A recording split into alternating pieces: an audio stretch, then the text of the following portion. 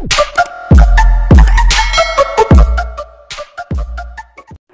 mga master! Welcome back again to our channel. Panibagong araw, panibagong kabanata na naman ang pagsamasamayin natin ngayong araw na ito.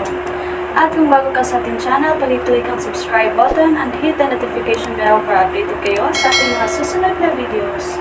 So mga master, bago natin simulan ang ating kabanata ngayong araw na ito, huwag po sana natin skip yung ads mga master, no, dahil malaking bagay na po yan sa ating munting channel. So simulan na natin kabanata ngayong araw na ito. Let's go! Kabanata 46 hanggang 50. Kabanata 46, masakit pa ba ang iyong mukha sa lungguhit isa? Mula nang tumawag si Zaid Radcliffe sa telepono, umupo si Otis Radcliffe sa sofa sa opisina ng chairman, naghihintay ng mabuting balita. Buong umaga ay nalubog siya sa kagalakan, alam na kapag naibaba na si Skyrid, ang posisyon ng project head ay mahuhulog sa kanyang ulo. Hindi lamang siya makakagawa ng kayamanan, ngunit maaari rin niyang lohikal na itaboy si Keller Radcliffe mula sa Radcliffe Group. Pagpatay ng 2 ibon gamit ang isang bato. Ring-a-ling. Sa sandaling tumunog ang landline ng opisina, halos biglang sumulpot si Otis Radcliffe. Umupo ka. Si Leonardo Leopold ang tawag, at hindi ka kwalipikadong sagutin ito. Pinagalitan ni Zaid Radcliffe ang kanyang nakakadismaya na apo, at dahan-daang kinuha ang telepono sa mesa. Kuya Leopold, si Zaid. Kumusta ang nabanggit ko sa iyo kaninang umaga?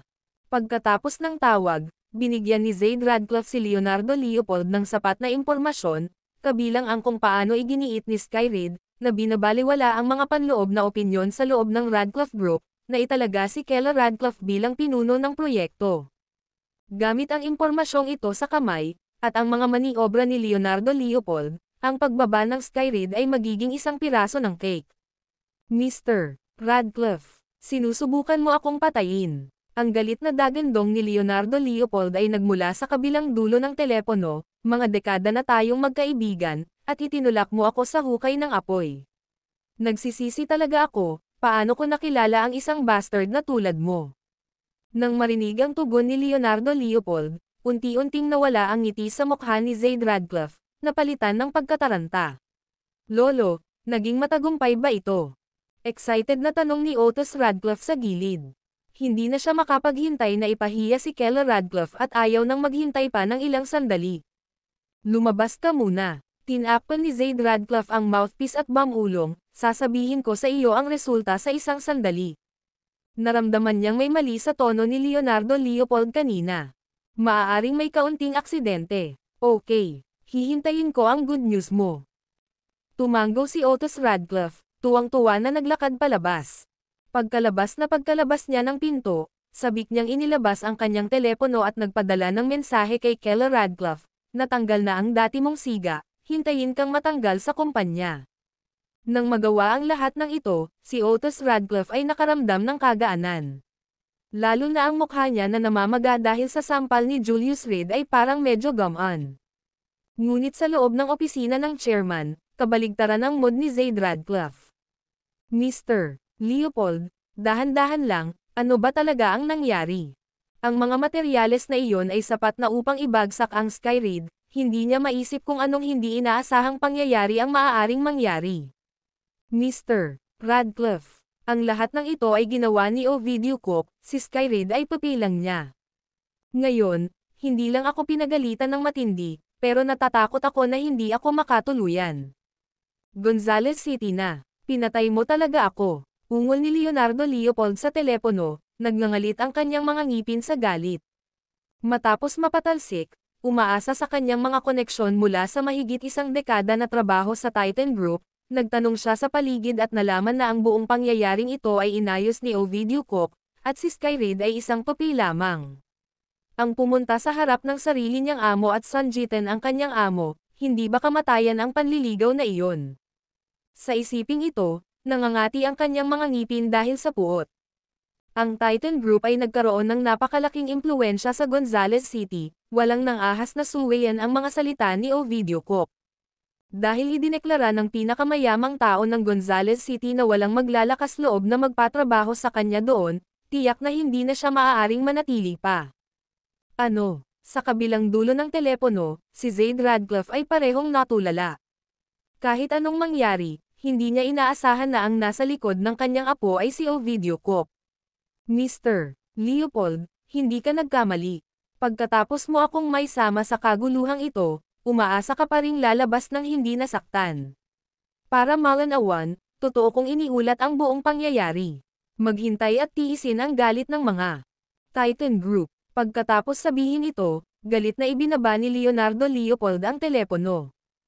Aking kabutihan. Sumando si Zaid Radcliffe sa kanyang upuan, may malamig na pawis na umaagos sa kanyang noo. Alam niyang nakapukaw siya ng pugad ng trumpeta. Sa Gonzales City, ang sinumang nang ahas na saktan ang Titan Group ay kailangang maging handa sa pagkabangkarote at pagsasara. Bagamat ang Radcliffe Group ay medyo malaki din sa sukat, wala itong pagkakataon laban sa napakalaking Titan Group. Ring-a-ling. Maya-maya lang ay nagring ulit ang phone. Sa ilalim ng takot, kinilig si Zaid Radcliffe sa tunog. Nang makita ang caller ID, dali-dali niyang inabot ang nanginginig na kamay at pinindot ang speakerphone button. Chairman Otis, bagay ka talaga. Kanina pa kita kinakausap, pero sinasaksak mo pa ako sa likod. Ang walang pakialam na boses ni Skyrid ay dumating sa receiver. Ang aming partnership ay tinapos na ngayon. Ayon sa kontrata, kailangan mong bayaran ang Titan Group ng 20 bilyong yuan. Hintayin ang sulat ng abogado. Pagkasabi nito ay ibinaba ni Skyrid ang telepono. 20 bilyon. Napakurap-kurap si Zaid Radcliffe, blanko ang kanyang isip.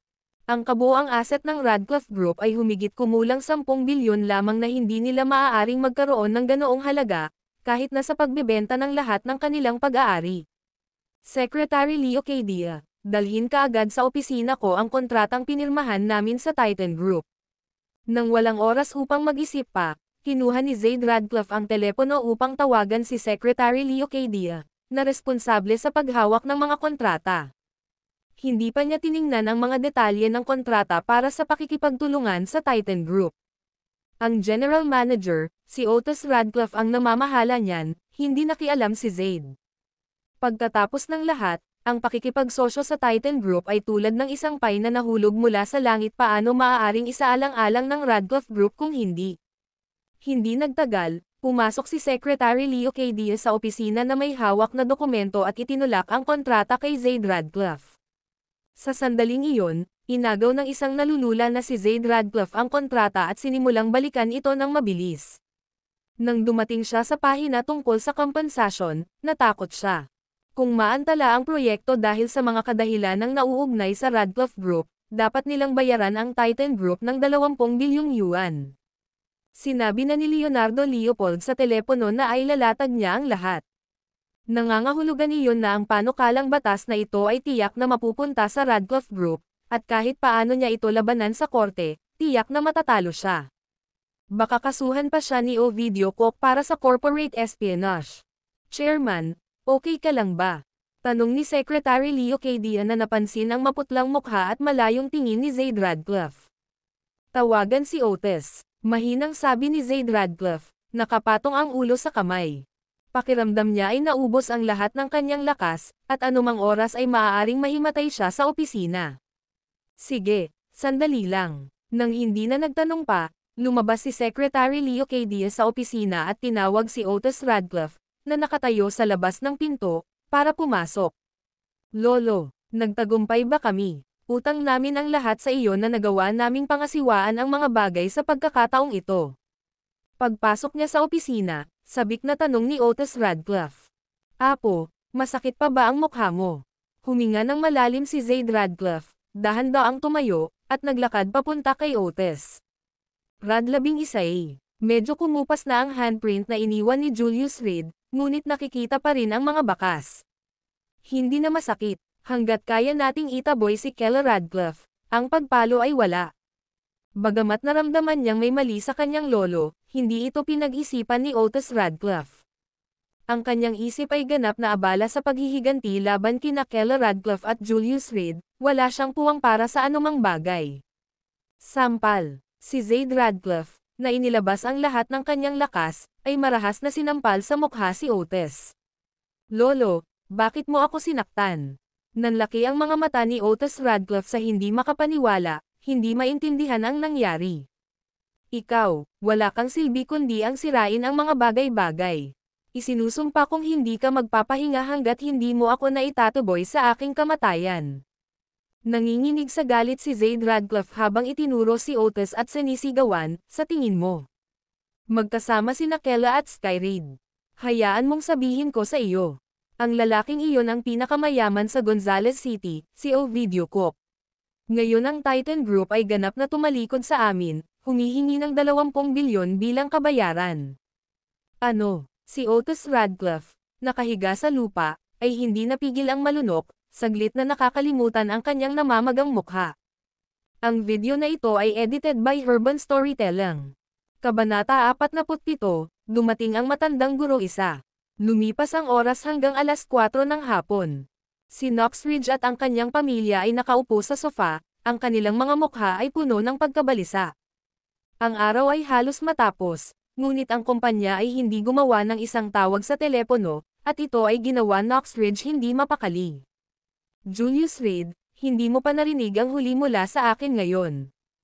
Kinuha niya ang kanyang telepono at, pagkatapos mag-alinlangan ng ilang sandali, sa wakas ay nagpa siya na tawagan si Zayd Radcliffe. Hanggat kaya niyang ipin ang lahat kay Julius Reed, naramdaman ni Knoxridge na makakabalik pa si Kela Radcliffe sa kumpanya. Thud, thud. Maya-maya, sunod-sunod na katok ang narinig sa pinto. Buong hapon na nakasandal si Julius Reed sa pintuan, kaya sa sandaling magsimula ang unlocking, siya ang unang tumalikod at nagbukas ng pinto. Nasaan si Chairman? Ang unang taong nakita niya ay si Otis Radcliffe. Sa likod niya ay ilang executive mula sa Radcliffe Group, na lahat ay mukhang hindi masyadong nasisiyahan. Ngunit iyon ay may katuturan, nakasanayan na nilang tumatawag at ngayon ay kailangan pang lumapit at humingi ng tawad, na makakasira sa kalooban ng sinuman. Oh, si Otis Radcliffe, pasok ka at maupo ka. Nang makita si Otis Radcliffe, mabilis na tumayo si Knoxridge. Alam niyang si Otis Radcliffe ang paboritong apo ni Zayd Radcliffe at general manager din ng Radcliffe Group. Kung kaya niyang magpakumbaba sa harap ni Otis Radcliffe, baka may pagkakataon na bumalik si Kela Radcliffe sa kumpanya. Tita, hindi po ako uupo. Nasa bahay po ba si Kela? Nakatagilid na nakatayo si Otis Radcliffe, ginagawa ang lahat para itago ang namamagang bahagi ng kanyang mukha. Tinatanong kita, nasaan ang chairman? Hinarang ni Julius Reed ang pintuan, malamig na nakatitig kay Otis Radcliffe. Sinabi niya noon na kung hindi dumating si Zayd Radcliffe para mag-request ng personal, siguradong hindi na babalik si Kela. Anong ginagawa mo? Umalis ka sa harap ko. Nang makita ang kanyang manugang na nagdaragdag sa kaguluhan, agad na nagalit si Knoxridge. Nang siya ay nag-aalala tungkol sa paghahanap ng paraan sa labas ng sitwasyon, si Julius Reed ay nagkaroon ng lakas ng loob na harangan si Otis Radcliffe sa pintuan. Sagutin mo ako. Hindi pinansin ang galit ng kanyang biyenan, muling tinitigan ni Julius Reed si Otis Radcliffe na may matatalim na mga mata. Sobrang abala ng chairman, kaya pinapante niya ako. Pinigilan ni Otis Radcliffe ang galit sa kanyang puso, sinusubukang manatiling kalmado. Akala niya ay masasample niya si Julius Reed ng mahina, ngunit sa halip, nabugbog siya, at ngayon ay kailangan niyang ipakita ang kanyang mukha para sa higit pa. Ngunit huwag kang mag-alala, tiyak na makikipagtulungan ako kay Kela sa hinaharap, at walang sino mang maglalakas loob na guluhin siya muli. Tinapik-tapik ni Otis Radcliffe ang kanyang dibdib, same time na nanunumpa, I swear to heaven. Bago pumunta dito, nilinaw ni Zayd Radcliffe na kung hindi niya makukuha si Kela na bumalik ngayon, kailangan ni Otis na umalis sa Radcliffe Group. Hay nako, tingnan mo nga yung sinasabi mo. Di ba part tayo ng Radcliffe family? Hindi ba't magandang bantayan ang isa't isa? Naningkit ang mga mata ni Knoxridge nang marinig ang sinabi ni Otis Radcliffe. Parang nandito siya para yayain si Kela pabalik. Sa isiping ito, binigyan niya ng kakaibang tingin si Julius Reed. Talaga kayang may ganoong, divine skills, ang kanyang manugang upang personal na mag-imbita ng karaniwang mayabang na si Otis Radcliffe. Kela, halika dito. Mabilis na tumalikod ang Knoxridge upang tawagan si Kela Radcliffe, na nakakita ng isang perpektong pagkakataon. Hindi mo maaaring palampasin ang gayong pagkakataong bumaba sa pwesto. Umupo ka. Akmang tatayo na si Kela, malamig na sinabi ni Julius Reed, nakalimutan mo na ba ang sinabi ko sa iyo? With that, umupo ulit si Kela. Bagamat mukhang kalmado si Kela, ang kanyang puso ay nagugulo na. Nakita niya kung sino talaga si Otis Radcliffe, mayabang at nagbabalak na patulsikan siya sa kumpanya. Ngayong darating siya para imbitahan siya ng personal, nangangahulugan ito na malamang na pinilit siya ni Zaid Radcliffe. Dahil sa loob ng buong pamilya Radcliffe, tanging ang mga salita ni Zaid Radcliffe ang makikinig ni Otis. Oh, kayong dalawa, sisabog na sana si Knox Ridge, ngunit pinutol siya ni Julius Reed.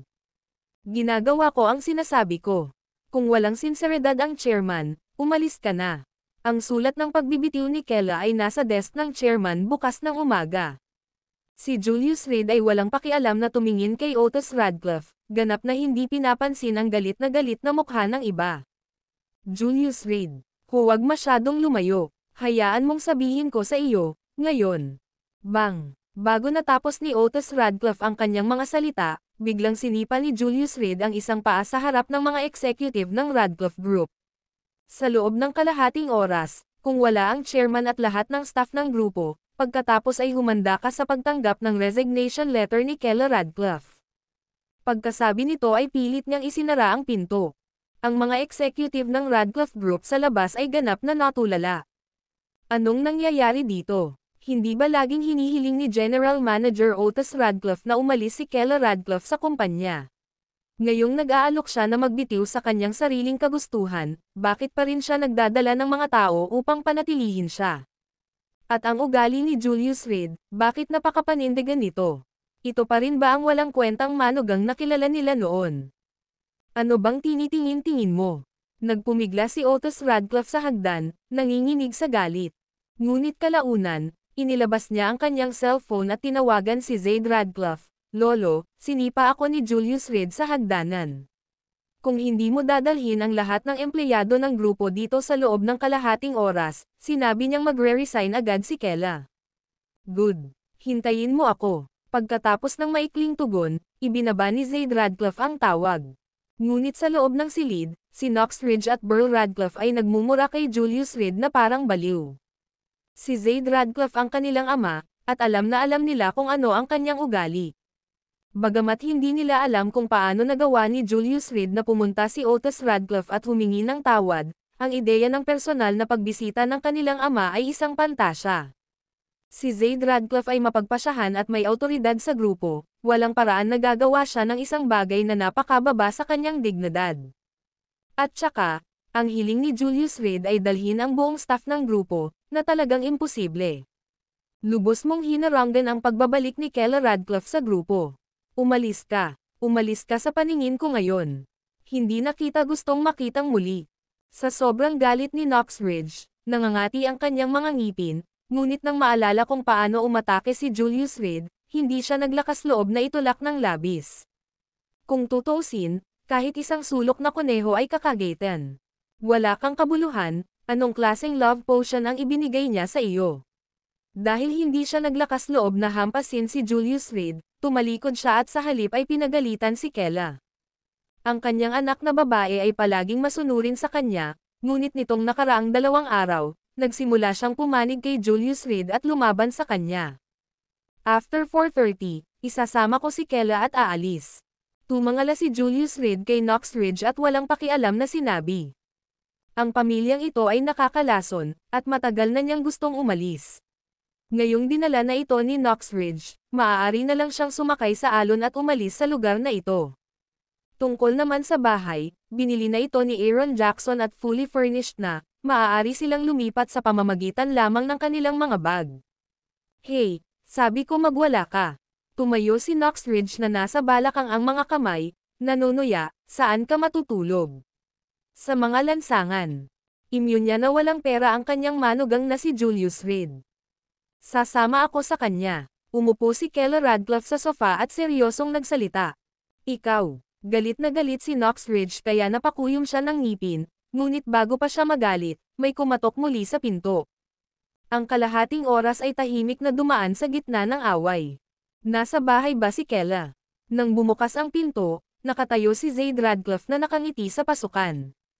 Dad, bakit ka nandito? Nanginig si Knox Ridge nang makita ang chairman ng Radcliffe Group. Akala niya nandoon si Zaid Radcliffe para mag-settle ng scores. Dahil ang chairman ay deigned na dumating, maaari na rin tayong umalis ngayon.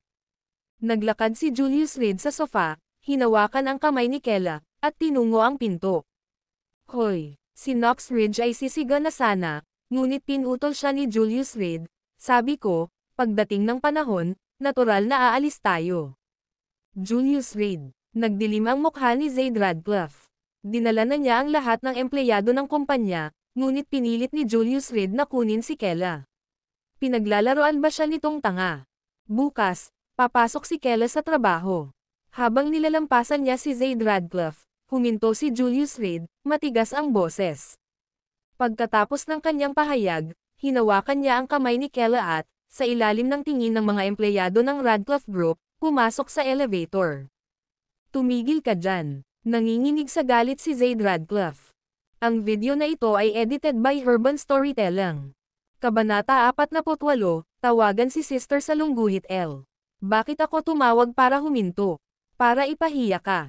Matapos marinig ang galit na dagandong ni Zaid Radcliffe, dahan-daang lumingon si Julius Reed, walang pakialam ang ekspresyon nito. 3 taon na ang nakalilipas, kung hindi siya nag-alok ng tulong, malamang na hindi nabuhay ang family head na ito ng Radcliffe family ngayon.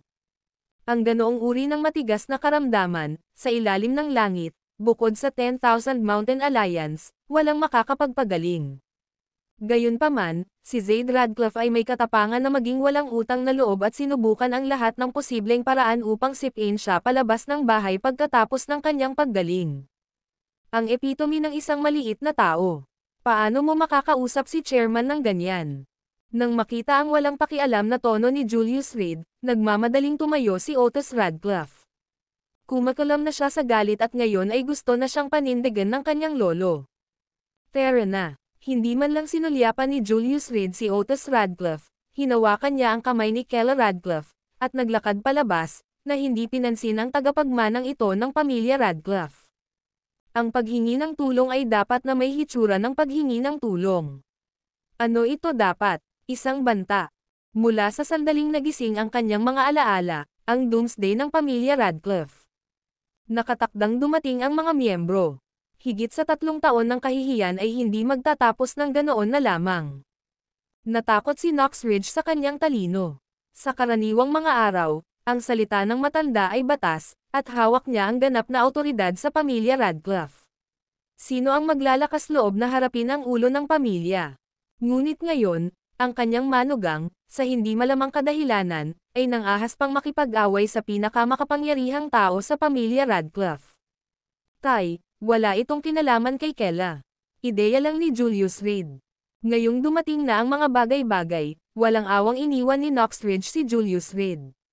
Pakiramdam niya, si Kela ay apo ng pamilya Radcliffe, at ang matandang amo ay hindi lalayo kahit anong mangyari.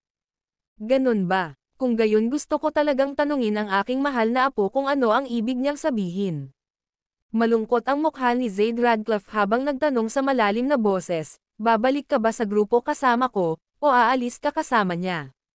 Dahil pinamunuan ang Radcliffe Group sa loob ng mga dekada, si Zaid Radcliffe ay hindi kailanman naging napakakumbaba noon. Kadalasan, ang mga miyembro ng pamilya at ang grupo ay medyo natatakot sa kanya. Pero iba ngayon, personal niyang pinangunahan ang lahat ng empleyado para humingi ng tawad, at sa halip, malamig na balikat ang natanggap niya. Maging ang manugang na itinuturing na walang kwenta ng lahat ay naglakas loob na humamon sa kanya. Kung hindi niya igiit ang kanyang awtoridad bilang family head ngayon, paano niya haharapin ang sino man sa grupo sa hinaharap? Ganito ba ang ugali mo para sa pagbisita sa paghingi ng tawad? Inilagay ni Julius Reed si Kela Radcliffe sa likod niya at bahagyang tumawa, nagbago na ang isip ko ngayon. Kung hahayaan niya sila ng ganoon kadali, malamang nakikilos pa rin sila laban kay Kela Radcliffe sa mga anino. Anong sabi mo? Mahigpit na nagsalubong ang mga kilay ni Zaid Radcliffe, hindi sigurado sa kahulugan ng mga salitang iyon. Smack! Bago pa makapag-react ang lahat, sinampal ni Julius Reed si Otis Radcliffe sa mukha. Ang pinakamamahal na young master ng pamilya Radcliffe, Ang hinaharap na kahalili ng Radcliffe Group, ay sinampal sa lupa sa harap ng lahat. Nanlaki ang mga mata ng mga empleyado, naghihinala pa sila na naghahalusinate sila. Ang impresyon nila kay Julius Reed, ang manugang na dumating sa pamilya, ay nananatili pa rin sa nakaraan. Yung walang kwentang lalaki na hindi lumalaban kapag tinamaan, ni sumasagot kapag pinapagalitan. Sa oras na iyon, kahit sino ay maaaring tumapak sa ulo ng manugang na ito. Ang lakas ng loob mong saktan ako. Si Otis Radcliffe ay nagkaroon na ng matinding galit, at ngayon, na sinampal sa harap ng lahat ng empleyado ng grupo, maiisip ang kanyang galit. Sa kasamaang palad, lahat ng mga sampal ay nasa isang gilid ng kanyang mukha, kaya't ang kalahati ng kanyang mukha ay namamaga na parang ulo ng baboy. Maaari mong subukan, ngunit sinisiguro ko sa iyo, agad na magre-resign si Kela Radcliffe. Si Julius Reed, habang nasa likod ang kanyang mga kamay, ay tumingin kay Otis Radcliffe na may labis na nakakainsulto na tingin. Dahil sinimulan na niyang tapakan ang mga ito, gagawin niya ito ng lubusan. At kung nagkataon, ipaalam sa mga tao sa grupo kung ano ang magiging kahihinatnan ng pagkakasala kay Kela Radcliffe. Sa tingin mo hindi ako maglalakas loob. Nang makita ang pangungutya ng kabilang partido, agad na umabot sa sukdulan ang galit ni Otis Radcliffe. Sa pamilya Radcliffe, siya ang young master na pinagtutuunan ng lahat, sa grupo, siya ang general manager, pangalawa lamang sa chairman. Ngunit ngayon sa tahanan ni Kela Radcliffe, sinampal siya ng malakas sa harap ng lahat. Mga empleyado, isang lantarang kahihiyan. Ipaglalaban kita. Namumula ang mga mata ni Otis Radcliffe habang ikinumpas ang kanyang mga kamao at nagmamarcha patungo kay Julius. Tambo, if you dare hit me, luluhod agad ako sa harap mo.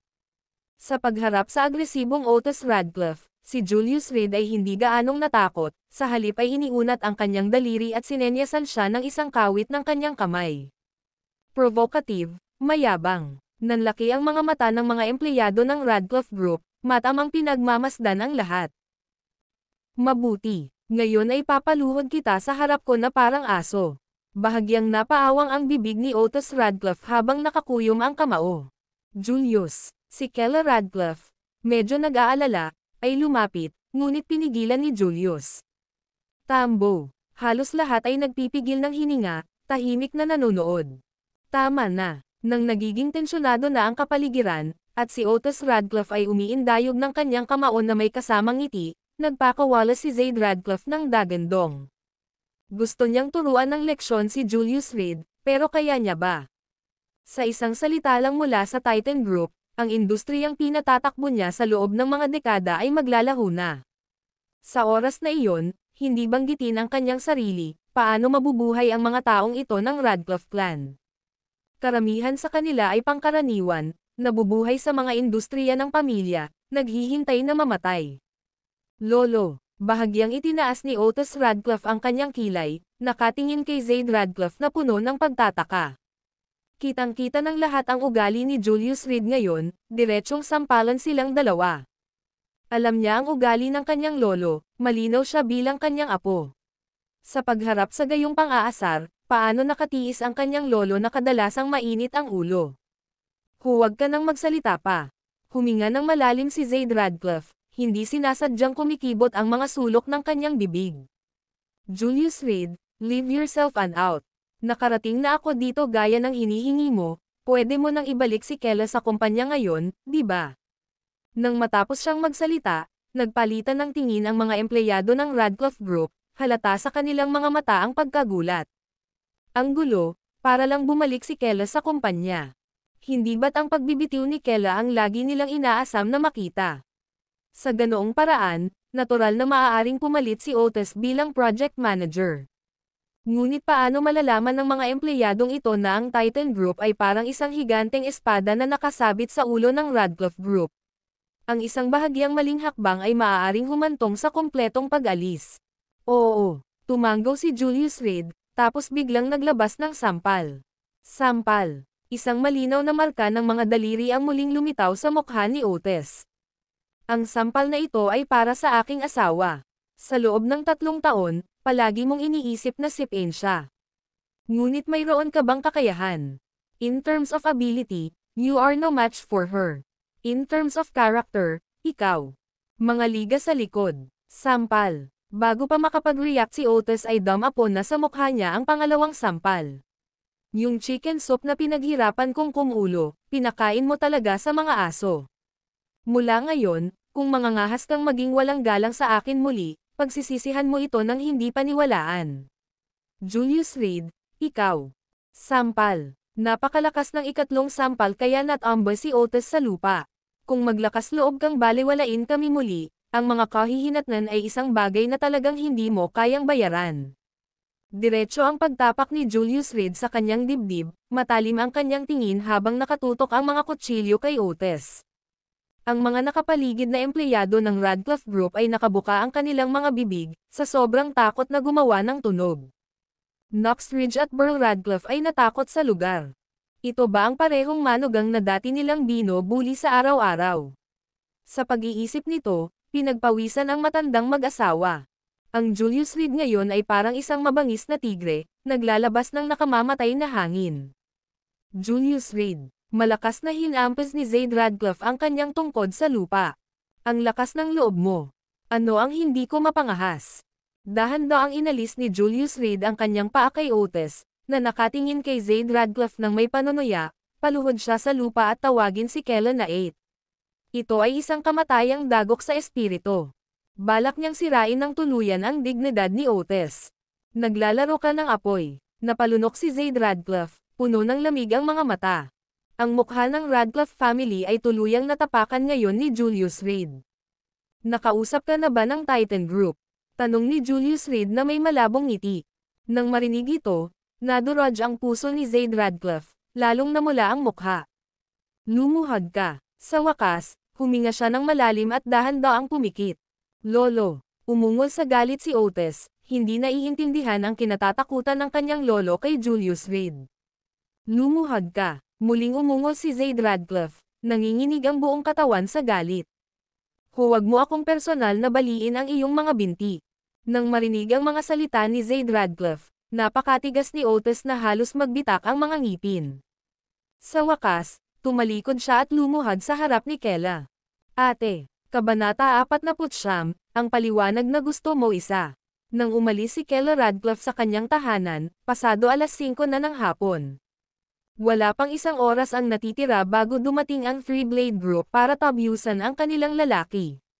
Matapos utusan si Aaron Jackson na dalhin si Kella Radcliffe sa kanyang bagong tahanan, si Julius Reed ay nagmamadaling pumunta sa Westlake Pier kasama si Aaron Jackson. Ang Westlake Pier ay dating mahalagang transport hub para sa Gonzales City, ngunit unti-unti itong hindi na ginagamit pagkatapos may tayo ang bagong pier. Bukod sa ilang abandonadong bodega, halos walang tao sa paligid. At lahat ng uri ng malilim na deal ay madalas na nagaganap dito.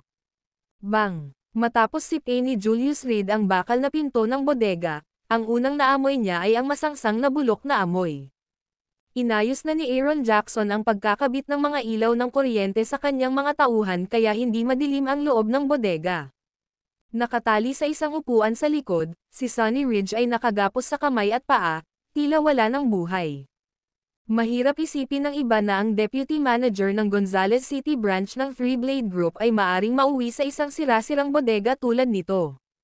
Kapag dumating ang amo natin, walang makakatakas sa inyo. Pinagmamasdan sina Julius Reed at Aaron Jackson, ang mga sulok ng bibig ni Sonny Ridge ay hindi mapigilan. Sa ngayon, ibibigay sana niya ang anumang bagay para putulin sila ng buhay at pakainin ang kanilang mga laman. Bilang deputy manager ng Gonzales City branch ng Three-Blade Group, nakasanayan na ni Sonny Ridge ang paggalang saan man siya magpunta, ngunit ngayon ay nakahiga siya sa upuan na parang walang kwentang tao, wasak ang mga kamay. Ganun ba? Sana matupad ang mga pangarap mo. Bahagyang ngumiti si Julius Reed, nakapulupot ang mga kamay sa likod niya. Ang Three-Blade Group ay nangahas na makialam sa madilim na tubig na ito, kailangan nilang bayaran ang presyo. Boss, 3 bagong martial arts gym ang binuksan sa Gonzales City ngayon. Nakatayo sa likuran niya, mahinang bamulong si Aaron Jackson, na check ito ng mga lalaki ko. Sila ang mga tauhan ni Theodore Kensington. Sa sandaling maalis ang Black Bear, Alam ni Aaron Jackson na hindi basta-basta hahayaan ni Theodore Kensington ang mga bagay-bagay. Ang impluwensya ng pamilyang Kensington ay napakalaking, at si Theodore Kensington mismo ay kilala sa buong mundo. Subaybayan silang mabuti. Kung naghahanap sila ng kamatayan, wala akong pakialam sa kanila. Si Julius Reed ay walang pakialam. Ang isang Theodore Kensington lamang ay hindi kwalipikadong hamanin siya. Huwag kang mag-alala, boss. Puno na ng mga mata natin ang paligid ng mga gym nila. Kung may gumalaw, ipapaalam ko kaagad. Matapos makihalubilo sa Gonzales City sa loob ng 3 taon, kilalang-kilala ni Aaron Jackson ang personalidad ni Theodore Kensington. Dahil pinatay ang Black Bear sa Gonzales City, tiyak na mag-iimbestiga hanggang dulo si Theodore Kensington. Lalo na, ang pagtatayo ng 3 martial arts gym na ito ay tila masyadong nagkataon. Magpadala ka ng ilang lalaki para protektahan ang asawa ko. Sa lahat ng nangyayari kamakailan, lagi akong nag-aalala tungkol sa kanyang kaligtasan, nag-iisip na wika ni Julius Reed habang nakakross ang mga kamay sa likod niya. Ngayon, sinampal niya ang mukha ni Otis Radcliffe sa harap ng lahat. Para sa isang taong may ugali ni Otis Radcliffe, walang paraan na hahayaan niyang mawala ang mga nakaraan. At malamang na kumilos din si Zayd Radcliffe. Siya mismo ay hindi natatakot, ngunit kailangan niyang isaalang-alang ang kaligtasan ni Keller Radcliffe. Magtiwala ka, boss. Pinoprotektahan ng aking mga piling tao ang young madam sa buong orasan, paniniguro ni Aaron Jackson. Inayos na ni Aaron Jackson ang kanyang mga tao na protektahan si Keller Radcliffe araw at gabi. Napakahusay din ng kanyang network sa Gonzales City. Kung sino man sa mga taong iyon ang gumawa ng kaunting hakbang, siya ang unang makakatanggap ng balita. Dapat malapit na ang oras ngayon, tiningnan ni Julius Reed ang kanyang relo. Kung ayaw sumama ni Maurice Hierro, itapon mo na lang siya sa ilog para pakainin ang mga isda. Maglakas loob ka. Sa pagkakasala sa Three Blade Group, pinipirmahan mo ang sarili mong death warrant. Nakaupo sa upuan, naramdaman ni Sonny Ridge ang pagdurog ng kanyang puso habang tahimik na nagdarasal para sa mga tao mula sa Three Blade Group na magmadali. Nang malaman niyang ang nakahuli sa kanya ay si Aaron Jackson, napuno ng takot ang kanyang puso. Bilang deputy manager ng sangay ng Gonzales City, ilang taon na siyang nagtagal dito. Naranasan niya mismo ang takot kay Aaron Jackson, na mas malapit kaysa sa mga nasa malayo sa Five River Province. Mula sa kanyang unang pagdating sa Gonzales City hanggang sa pagsamasamahin ang kanyang hawak sa industriya, si Aaron Jackson ay tumagal lamang ng ilang buwan. Bukod dito, wala sa mga kumpanyang sumalungat sa kanya ang nakamit ng magandang wakas. Ngunit dahil malakas ang suporta ng Three Blade Group at iniiwasan din ang hidwaan kay Aaron Jackson, naging mapayapa ang nakalipas na 3 taon. Gayunpaman, amos ng lahat na si Boss Hierro ay gagawa ng kanyang paglipat sa lalong madaling panahon o huli. Napaka-juicy na piraso ng Gonzales City, hindi mabilang na mga mata ang nanonood. Ang hindi inaasahan ni Sonny Ridge ay si Aaron Jackson ay kikilos bago si Maurice Hierro, at ang kanyang unang hakbang ay isang mamamatay tao. The Three Blade Group, ha? Nagkataon lang na may account akong dapat ayusin. Lumingon si Julius Reed sa pintuan ng bodega at mamulong sa sarili. Nandito na sila. Hindi pa naglalaho ang boses niya, biglang tumakbo ang isang staff sa bodega sa takot, na hingal habang sumisigaw, "Kuya, nandito si Gerard Cook kasama ng mga tao." Si Gerard Cook ang tagapamahala ng sangay ng lungsod ng Gonzales, karaniwang namamahala sa pangkalahatang koordinasyon. Ngayong nahuli na si Sonny Ridge, kailangan niyang humakbang upang malutas ang sitwasyon. Malaki ang epekto ng insidenteng ito, ang buong Three Blade Group ay pinapuna si Gerard Cook para sa kanyang hindi pagkilos, para sa pagpayag na ang deputy manager ay maalis sa kanyang sariling kumpanya. Hindi dumating si Maurice Hierro. Tumaas ang isang kilay ni Julius Reed at bamulong sa sarili, pero kapag naiisip ko iyon, may katuturan. Paanong madaling magpakita ang matandang Zorro na ito? "Kuya, diretso ba tayong kumilos?" Tanong ni Aaron Jackson sa gilid. Dahil hindi nagpakita si Maurice Hierro, baliin muna natin ang mga paa ni Sonny Ridge. Malumanay na sabi ni Julius Reed, ngunit ang mga salitang ito ay nagpatalsik kay Sonny Ridge sa malamig na pawis. Alam niyang hindi nagbibiro ang kabilang partido. "Aaron Jackson, hindi tayo nakikialam sa isa't isa, kaya bakit pigilan ang deputy manager ng Three Blade Group? Maya-maya pa, isang malalim na boses ang nagmula sa pasukan ng bodega, na sinundan ng mga yabag ng paa. Si Gerard Cook, manager ng Three Blade Group's Gonzales City branch, ay dumating upang makilala ka. Isang nasa katanghaliang gulang na lalaki na nakasuot ang pumasok sa bodega, medyo pandak ang tangkad. Bridger Davenport ng Three Blade Group, ay dumating upang makilala ka. Sa tabi ni Gerard Cook ay isang lalaking nakasuot ng salamin, malinaw na matalino at nagkalkula. Kaya sina Brother Reed at Brother Cook. Si Aaron Jackson ay humakbang pasulong na nakadikip ang kanyang mga kamay bilang pagpupugay, paumanhin sa hindi ko pagbati sa iyo mula sa malayo. Narinig din niya ang pangalan ni Bridger Davenport. Ang pagiging kanang kamay ni Maurice Hierro at ngayon ay lumalabas sa tabi ni Gerard Cook ay nagpahiwatig na ang Three Blade Group ay sineseryoso ang bagay na ito. Iligtas mo ako. Sa pagkakataong iyon, malakas na sumigaw si Sonny Ridge para humingi ng tulong habang nakatali sa isang upuan. Sonny Ridge, paano ka naging ganito? Ang deputy manager ng Mar-Ingle na Three Blade Group ay duguan na ngayon at nakasandal sa isang upuan, ang kanyang mga kamay ay pinalo hanggang sa mabali. Nang makita ang eksenang ito, lumiit ang mga mag-aaral ni Gerard Cook, may bahid ng lamig ang boses. Aaron Jackson, mas mabuting bigyan mo ako ng paliwanag.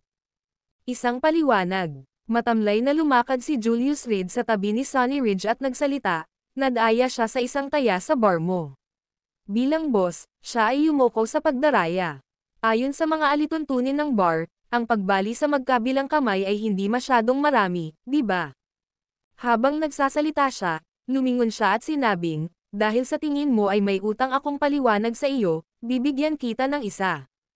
Basag. Biglang sumipa si Julius Reed, nabali ang magkabilang binti ni Sonny Ridge mula sa tuhod. Sapat na ba ang paliwanag na iyon? Ikaw ang humihingi nito. Nagdilim ang mukha ni Gerard Cook habang sinisingil niya ang kanyang mga tauhan. Sandali, pinigilan siya ni Bridger Davenport at tumingin kay Julius Reed, Kuya, hindi pamilyar sa akin ang mukha mo. Maaari ko bang malaman ang iyong iginagalang na pangalan? Dala mo ba ang pera na gusto ko? Hindi sinagot ni Julius Reed ang tanong ni Bridger Davenport, sa halip ay nagtanong tungkol sa pantubos. Ang video na ito ay edited by Urban Storytelling. Kabanata 50, Paglabag sa tiwala sa lungguhit L. Aaron Jackson, bakit ka nakikipag-away sa Three Blade Group ko? Nang makitang hindi nag-abala si Julius Reed sa kanya, pinili na lang ni Bridger Davenport na huwag sumagot. Bilang isa sa mga pangunahing miyembro na nireranggo sa nangungunang limang ng Three Blade Group, natural siyang nakaramdam ng galit na hindi pinapansin ng sinuman. May tinatanong ang kapatid ko, hindi mo ba naririnig?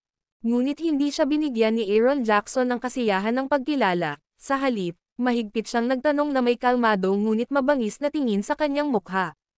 Sa labas, tinawag nina Julius Reed at Aaron Jackson ang isa't isa bilang magkapatid, na ang pagkakakilanlan ni Julius Reed bilang Young Master ng 10,000 Mountain. Ang alliance ay nanatiling nakatago, at kung ang isang kaaway ay dumating na naghahanap ng paghihiganti, si Aaron Jackson ay maaaring humakbang sa harapan upang protektahan siya. In plainer terms, siya ang kumuha ng hits. Nang marinig ang mga salita ni Aaron Jackson, kahit na mapatahimik ni Bridger Davenport ang kanyang kalmado, hindi maiwasang mag-alab ang galit sa kanyang puso. Kahit na ang Gonzales City ay talagang si Aaron Jackson, siya mismo ang pangalawang in command sa Three Blade Group, pagkatapos mismo ni Maurice Hierro. Ang pagtanggap ng ganitong pagtrato ngayon, kahit na ang isang luwad na Buddha ay may bahid ng galit. Aaron Jackson, huwag kang masyadong lumayo. Lumapit si Bridger Davenport at sinabing, bagamat totoo na marami kang negosyo dito sa Gonzales City, may stake din ang Three Blade Group ko sa lugar na ito. Kung gusto mong umalis ng ligtas ngayon. Hindi pa man lang niya natapos ang kanyang pangungusap, ang mga figurang nakasuot ng itim sa pasukan ng bodega ay napalingon lahat kay Aaron Jackson, tila handang punatin siya. Nang matanggap ang mensahe, nagpadala na si Bridger Davenport ng mga tao upang panoorin ang Westlake Wharf, na mahigpit na sinusubaybayan ang bawat galaw ni Aaron Jackson at ng kanyang grupo. Gayunpaman, ang kanilang mga aksyon ay medyo hindi inaasahan. Akala niya sa Gonzales City, maraming tao si Aaron Jackson na nakatambay dito. Ngunit buong araw at gabing binabantayan ng mga tauhan ni Gerard Cook ang lugar na ito, nang walang nakikitang anino ng multo. Alas 5 pa lang ng hapon nang madiskubre nilang dumating si Aaron Jackson kasama ang sugatang si Sunny Ridge. Mayabang, mapangahas. Ito ang pinakamakatwirang paliwanag na naisip ni Bridger Davenport. Kung minamaliit mo ang iyong kaaway, dapat mong bayaran ang presyo. Malaki ang kakayahan ng sangay ng Three Blade Group sa Gonzales City, napigilan lamang ni Aaron Jackson, hindi ito mabilis na lumawak. Pagkarating sa sangay ng Gonzales City, kasama si Gerard Cook, dumating si Bridger Davenport sa Westlake Wharf na may nakamamatay na aura. Dahil nagkaroon ng kompletong pagbagsak, hindi na kailangang isaalang-alang ang iba pang mga kahihinatnan. Nahaharap sa agresibong pagtatanong ngayon, ang gusto lang gawin ni Bridger Davenport ay pumatay. Itatanong ko sa huling pagkakataon, dala mo ba ang ransom? Si Julius Reed ay nakatayo habang ang kanyang mga kamay ay nakapulupot sa kanyang likuran, pinapanood si Bridger Davenport nang walang pakialam. Kung hindi pa dumating si Maurice Hierro, kailangan niyang hampasin ng husto ang Three Blade Group, para manatili sila sa pila ng ilang sandali. Pagkatapos ng lahat, ang Three Blade Group ay hindi isang bagay na maaaring alisin sa isang gabi. Bukod dito, nagising na lamang niya ang kanyang alaala at ayaw niyang matuklasan ng iba na may lihim na motibo. Ransom. Tama ba ang narinig ko? May naglalakas loob na humingi sa akin ng pera sa mundong ito. Si Bridger Davenport ay tumawa ng malakas, ang kanyang mga labi ay nakakurbos sa isang bahagyang pagngisi. Kahit na mayroon kang buhay upang kunin ito, mayroon ka bang buhay upang gugulin ito? Sa tingin mo maaari kitang hayaang makalabas ng buhay pagkatapos lampoin si Deputy Manager Sunny Ridge sa harap ko. Ang kanyang mga tauhan ay nakatalaga sa labas mismo ng pinto, kahit dumating ang mga tao ni Aaron Jackson, hindi sila makakapasok. At matagal nang nilinaw ni Maurice Hierro na gusto niyang kunin si Aaron Jackson dito mismo. Inakala ni Bridger Davenport na isang matinding labanan ang magaganap dito, ngunit sa kanyang pagtataka, ang kabilang partido ay nagdala lamang ng ilang mga lalaki, na nagligtas sa kanya ng maraming problema. So, ayaw mong mapanatili niya ang buhay niya. Matapos marinig ang tugon ni Bridger Davenport, tumalikod si Julius Reed at dahan-daang naglakad patungo sa Sunny Ridge.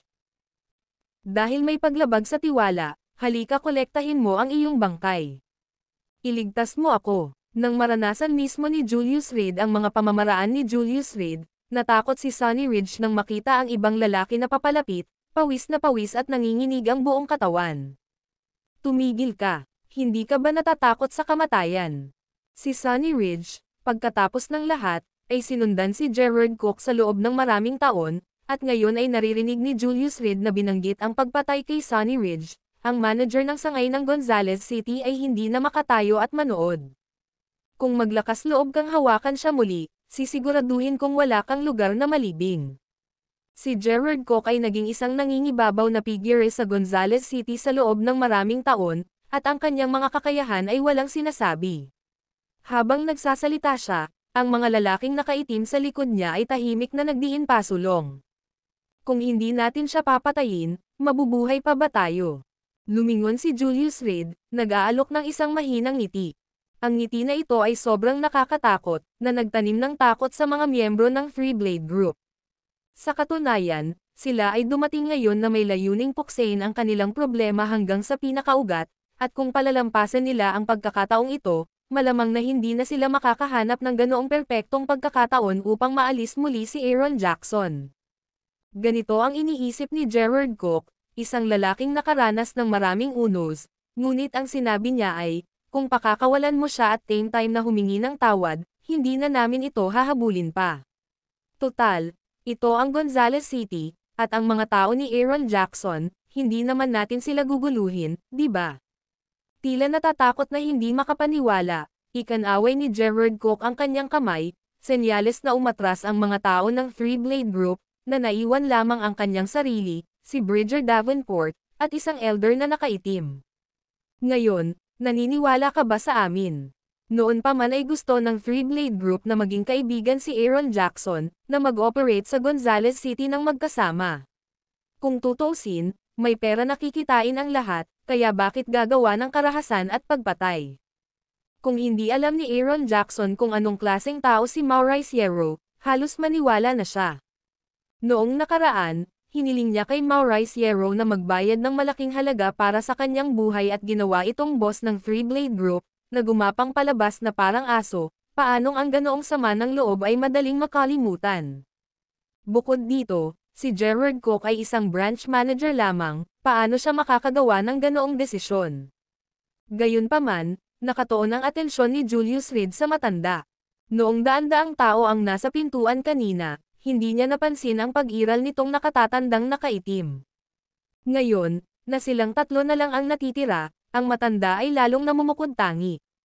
Mula sa kanya, naramdaman ni Julius Reed ang isang aura ng kamatayan, ang uri na iniwan ng isang taong pumatay ng napakarami. Isang tao lamang na kumitil ng kahit 100 buhay ang maaaring magkaroon ng ganoong aura. Parang gusto ni Gerard Cook na maglaro ng madumi.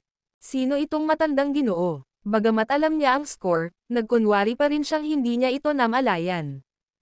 Oh, ito ang driver ko. Tiyak na hindi ka natatakot sa isang matandang lalaki na hindi man lang marunong magsalo ng manok, tama ba? Akala ko lahat ng nasasakupan ni Aaron Jackson ay elite. Si Bridger Davenport ay sadyang nagudyok kay Julius Reed, na naglalayong panatilihin ang nakatatanda doon. Ang pangalan ng matanda ay Noah Miller, at may dugo sa kanyang mga kamay mula sa kanya. Mga kabataan sa ibang bansa. Nang maglaon, hinabol at pinilit na bumalik sa kanyang bansa, napunta siya sa ilalim ng utos ni Maurice Hierro. Sa buong Three Blade Group, in terms of combat ability, bukod sa dalawang freak na iyon, si Noah Miller ang talagang pinakamalakas.